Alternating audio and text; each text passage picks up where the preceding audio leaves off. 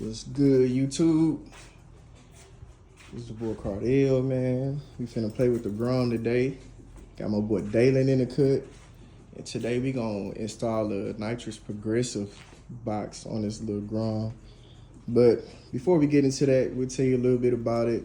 Just a 2015 OG Grom, couple bolt-ons. We did a big boy here just recently, cold air. Bigger injector, you know, your typical stuff that you do with a top end kit. Currently right now, it is nitrous already on it, but we're not using it. We got it set up on M5. Believe it or not, yeah, we got it set up on methanol. And it actually does run. Had to do a little miles, but let's see. It'll run one day. Little cold start. Give it a second, give it a second. Give it a second. We gave it a second.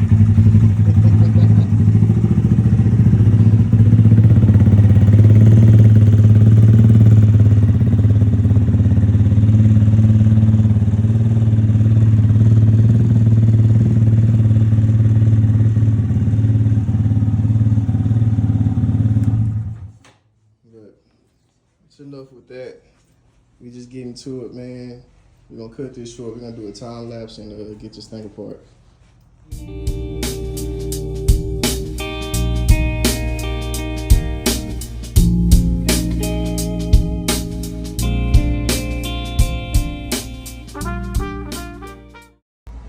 All right, so we got the fairings ripped out this thing.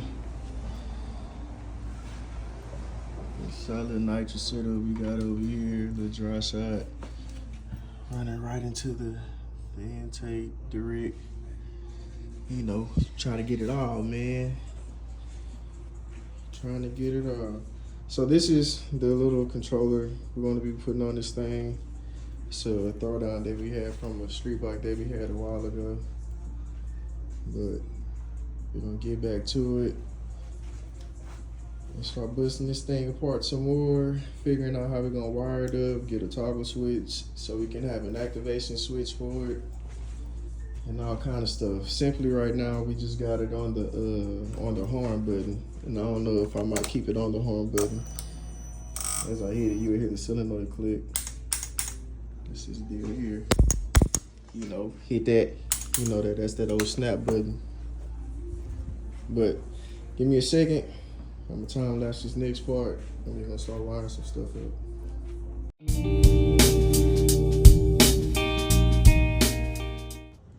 All right, so we got this thing torn down. Got a couple wires and stuff everywhere. There's a better look at it. I didn't even mention earlier, I kind of got the bottle tucked away right here on the side. This is where the old evap system used to go. The emission stuff, whatever you want to call it. Who cares? And yes, I still run this old tuner. I actually have a PC5 for this thing, but man, I might put a standalone on it. I know a lot of guys run Fuel Tech, but I'm thinking about a max ECU, kind of like I got. I'm a big boy right there. But right now, this is what we got going on, man. I'm gonna kind of give you a little brief setup how we running this thing right now. So I have, these are the two wires coming strictly from the horn button. So on Hondas, it sends a positive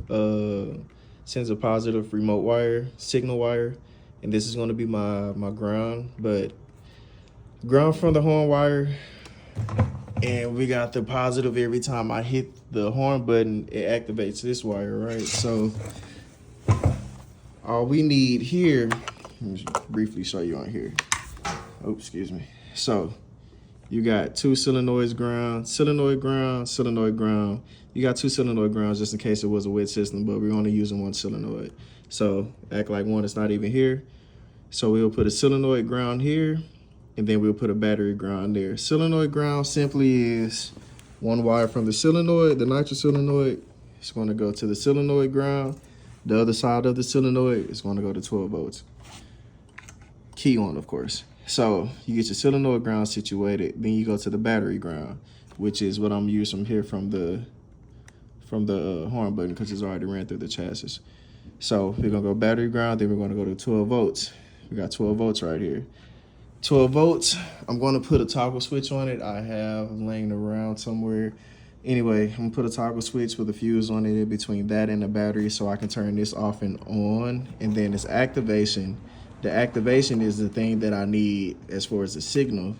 And that's where we got this fancy red guy right here. That's gonna go to the activation. So I'm gonna slow it back down. We got the SG for the solenoid ground. So the nitrous solenoid, the ground side is gonna go here. The other side of the solenoid will go to 12 volts. Then you got your battery ground, chassis ground, however you wanna do that. Then you got your key on for your 12 volts. You gotta turn this thing off and on, of course, right? And then you gotta have your activation, something to tell it when to activate whatever settings I put inside of here. So if you wanna hear a little bit about this, this is simply a progressive box. So as you can see here, once that focus, you got your nitrous starting percentage. So I can put this thing anywhere from 20 all the way up to 50%. And then I have a build time all the way up to 8 seconds. I can start at 0 seconds or 0.5 seconds all the way up to 8 seconds. So for example, if I have like a 20 shot and I want to start at 30% of our 20 shot, I want to start that right here. I would set it there for 30% on the 20 shot. I'll go back. And then I want it to come in and go 100% at like 2.5 seconds, right? So I will set that at 2.5 seconds. So it's going to start at 30%. Once this is activated by the horn button, it'll start at 30%. And it'll take 2.5 seconds till it gets to 100%. Then it'll be fully spraying. So what it does until the meantime, it'll start, it'll chatter a little bit, and then once it reaches the 2.5 seconds, you won't hear any more chatter from the solenoid, which means the solenoid is stuck wide open, it'll fully be spraying. And I'll give you guys an example of that later on once I get this thing wired up, but give me a second and I'll get back to it.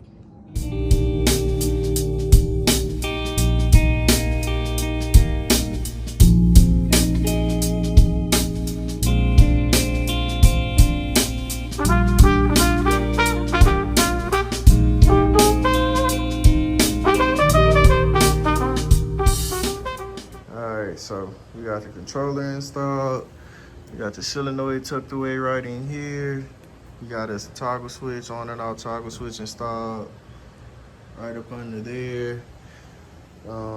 This is just pretty much a rough draft of how everything is gonna go. Of course, key has to be on because that's how the the ground is sent to it. Hit the toggle switch, the controller comes on. And right now it's set for 20% for 3.5 seconds. I don't have the bottle on, so you won't see any nitrous spray, but you'll hear the solenoid click for 3.5 seconds. And here we go.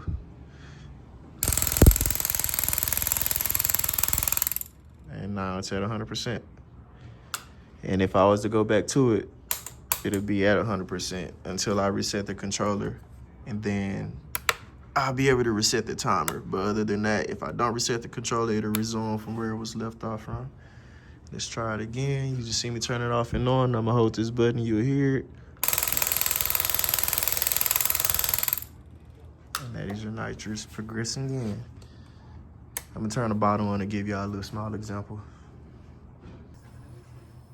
So we got the key on. We're gonna activate this thing real quick, get a little example. Let's see. It's gonna be spraying through here and coming out this way.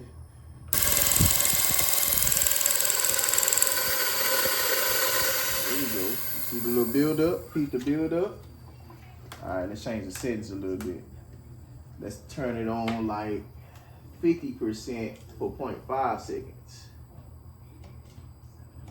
Let's see.